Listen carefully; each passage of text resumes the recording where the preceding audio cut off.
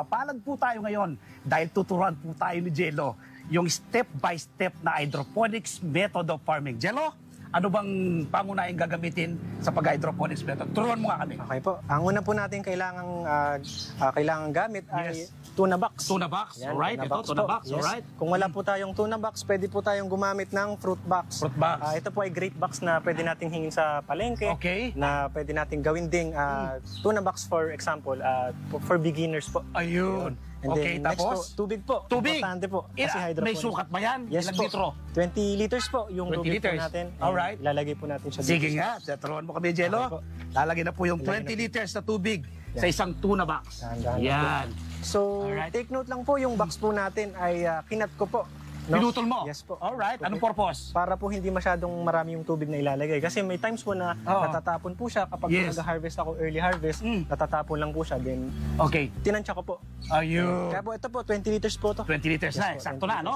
Tapos, parang may plastic. Ayan. Ang purpose niya, no? Ang purpose po ng plastic natin, kasi sometimes po meron pong mga hanip na Yes. bumubutas po nito. Pwedeng anay, Oo. pwedeng mga maliliit na kulisa, Oo. etc. Saka hindi matatapon ng tubig. Yes po, para Alright. po meron po siyang parang layer. Yung next naman po natin, yung nutrient solution. Nutrient solution. Yan. Alright. Hindi ba mahirap hanapin ng nutrient solution? Supply yan, siyempre. Hindi po, sa ano lang po to, sa Shopee po. Shopee Marami na, po sa maka-order Shopee, ka. sa Lazada. Alright. Nabanggit ko nga po kanina, 20 liters po yung tubig. Paano po ba ipo-formulate o paano po ba ihalo? Lagi po natin tatandaan, every liter ng tubig, Yes. 2 ml po Okay. ng nutrient solution. So, Alright. ito ay 20 liters, maglalagay tayo ng 40 ml ng nutrient solution A and B. Okay, so dapat may panukat ka. Yes po, meron po Alright. tayong syringe. Alright. Ayan po, kailangan po may syringe tayo para sukat na sukat po yung Oo. ating pong nutrient Hindi ka solution. magkakamali, ano? Hindi po. Alright. Sige So nga. ito po ay 10 ano po to, 10 ml po. 10 ml. So ibig sabihin apat na ganito po. Apat. Isa. Sa Okay.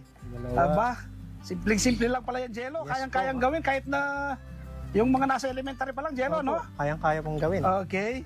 So, And then, apat. na po. So, So, ayan. mangyayari po niyan, bago po natin ilagay yung letter B na solution natin, Okay. siyempre hahaluin po So, natin. haluin yun. Haluin lang po natin Pwedeng, yan. pwedeng Yes po, kamayin pwede lang. pong kamay, So, dapat malinis ang kamay mo. Yes po, malinis ang kamay natin. Naghugas po tayo. Yes. Ayan So, po. Para okay. lang po kumalat po yung Pa- nutrient solution. Solusyon. Alright, So, sunod. after po niyan, yung letter A. Ayan, solusyon. A po. Hindi, nauna yung B. B, then A. Kahit naman po kahit magkabaliktad alam po sila. mauna. Opo, Okay, kahit alam okay. po muna. Basta po, importante, haluin po nila muna. Alright. Ilagay. Okay, sige. Sunod So, natin ang solusyon B. Okay po. Alright. Apat din po. Apat Lagi din. pong tatandaan, baka po malito tayo. Oo. Mas maganda po, bumili po tayo ng syringe na sakto na po. May 20. Sakto. Pwede Opo, rin, no? Para po hindi po Sa tayo malito. dalawa. Okay. So, Mhm. tatlo. Tatlo. Ayun. And- Nako, talaga naman. Simple-simple lang po wala. Opo.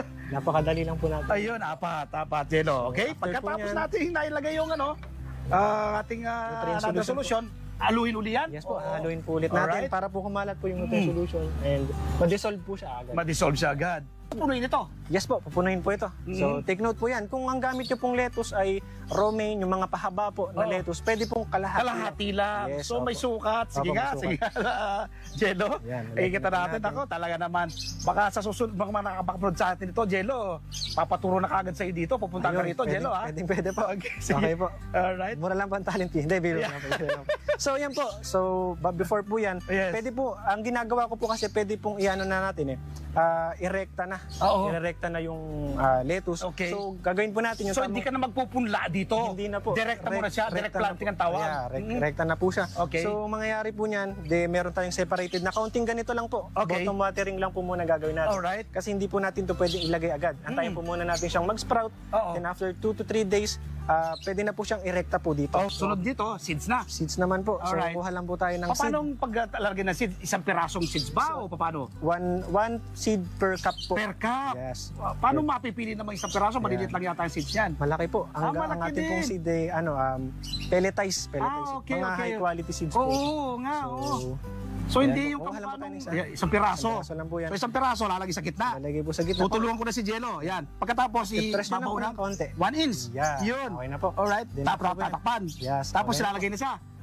After po niyan, Oo. yan. Lalagay Ilalagay na nyo po dyan. Marunong na ako mga Apo. kaibayan. Dito naman po kami papasok sa greenhouse na bagong gawa po ni Nairon. Ano? Dati cut key method lang siya. Ngayon Itong ganitong, anong tawag dito, Nairon?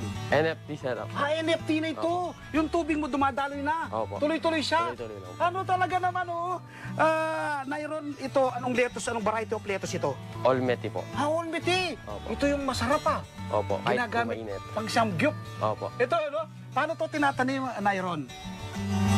Pinupunla muna. Opo. Pinupunla po. Pagka Okay. 24 hours po, Oo. puputok na po yung buto niya. Tapos Alright. tutubo na po. Pag tumubo na siya, kapag mga 1 inch na, Opo. 11 days po, 11 ililipat days, ko na po. ta-transplant na. Opo. Mga ilang araw naman, kunyari, nailagay mo na dito, Nairon yan. Mga ilang araw ka bago ka makaharvest yan. 25 days po. 25 days pwede ka nang Opo. harvest. Opo. Hanggang 40 days yan, ano? Tuloy-tuloy. Opo. Oo.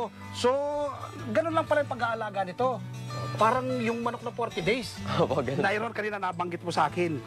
Dati, kratky method ka. Diba? Sa box. Buti naisipan mong ito, magpalawak pa, ng ganito naman na NFT style. Opo. Nung Kratky method po ako, bakasyon po na, at saka ano po, online class po. Oo. Dahil ngayon po, may pumapasok na po. Oo. Nahihirapan na po ako sa Kratky method. Kaya Mm. nagpalit po ako ng method ng pagtatanim. ayun. Nag-NFT po ako. Ayun, 1,000 ang ginamit mong Opo. puhunan noon. Opo. Ito, gano'n nakalaki ngayon ito, Nairon? Magkano ang ginastos mo rito? Dito po sa NFT, Oo. yung ginastos ko po dito, 10,000 po. 10,000. Opo. Abot itong ating mismong ano, Greenhouse po, 40,000. 40, so 50 Opo. kabuuan. Opo, buo na po. Ditong ganitong setup naman, all year round ka naman makapagtatanim. Opo. Tuloy-tuloy. Opo. Ano? Weekly po. Weekly. Talaga naman, ikutan nga natin. Ang gaganda. Nairon nito, parang mas matanda ng kaunti dito. Ano? 1 week po yung 1 week. tandaan. Ito, mga araw pa lang ito binibilang nito, no? So, for 25 days, pwede ka nang mag-start nito. Ito, buti wala pang ano to, siguro nagpapapunla ka pa Opo, ngayon. nakapunla pa lang po. Oh, so ang pamamaraan mo, may bagong punla, tapos may katamtaman, at Opo. may malaki na. Opo. Alright. Ito mainit ang panahon ngayon, Nairon eh. Hindi ba naapektuhan ng halaman mo minsan? Naapektuhan din po, kagaya po nung nakaraan na buwan. Oo. Wala po akong tanim. Ngayon lang po ako nagtanim ulit. Oo. At saka itong kagandaan itong Nairon mo, Nairon itong advantage nito. Oh? Opo. Preparasyon sa tagulan. Opo. Pwede ka magtanim, Pwede po. tuloy-tuloy. Kahit po may bagyo, pwede po. Naka talaga naman. Ito, nakaabang din Nairon ah. Opo. Ah? Ito po yung pinakauna ko pong NFT setup. Oo. Bago po itong table Bago type. ito. Opo.